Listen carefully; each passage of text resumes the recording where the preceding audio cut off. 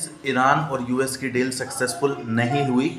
उसमें हुआ क्या कि ईरान ने जो कंडीशन रखी थी उसमें था कि स्ट्रेट ऑफ हॉर्मूज पे हमारा कंट्रोल रहेगा, न्यूक्लियर हम बनाएंगे, साथ ही साथ हमारे ऊपर कोई भी किसी तरीके का कोई दबाव नहीं रहेगा, कंट्रोल नहीं रहेगा, और फ्यूचर में हमारे ऊपर कोई भी किसी भी तरीके का अटैक नहीं होगा। और हमारे जो यूएस ने फंड्स को रोक लिया है, जैसे 120 बिलियन डॉलर्स के जो फंड्स हैं वो ईरान के रोक लिए हैं, क्योंकि ग्लोबल फाइनेंशियल करेंसी जो डॉलर्स में डील होती थी, इस वजह से अमेरिका ने क्या करा, डॉलर्स की उनकी जो सैंक्शन लगा दिया उनके फंड्स पे।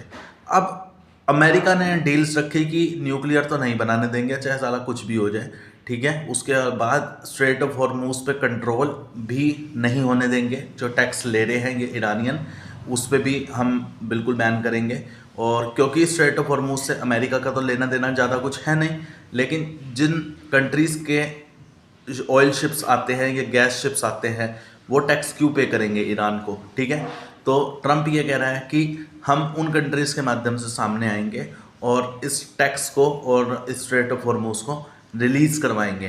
तो अब होगा क्या, होना कुछ नहीं है, ऑयल भाई बहुत ज़्यादा हाई हो जाएगा, गैस हाई हो जाएगी, ठीक है। उसके अलावा जो कंपनीज हैं which is related to the oil and gas, उनके share price, stock price high हो जाएंगे।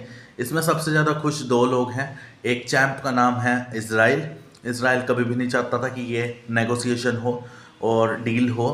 दूसरा, क्योंकि उसका एरिया बढ़ेगा ट्रंप के रिजाइम में, ठीक है। दूसरा जो चैंप है वो है चाइना। चाइना को पता है कि जितना जल्दी और जितना तेज़ी से ये वॉर खींचेगी उतना ज़्यादा ब्लीडिंग होगी किसकी, यूएस की।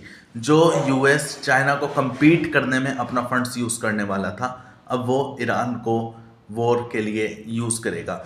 अच्छा, यूएस के लिए एक बैड न्यूज़ ये भी है कि यूएस का जो सबसे बड़ा जो ड्रोन था वो ही गायब हो गया।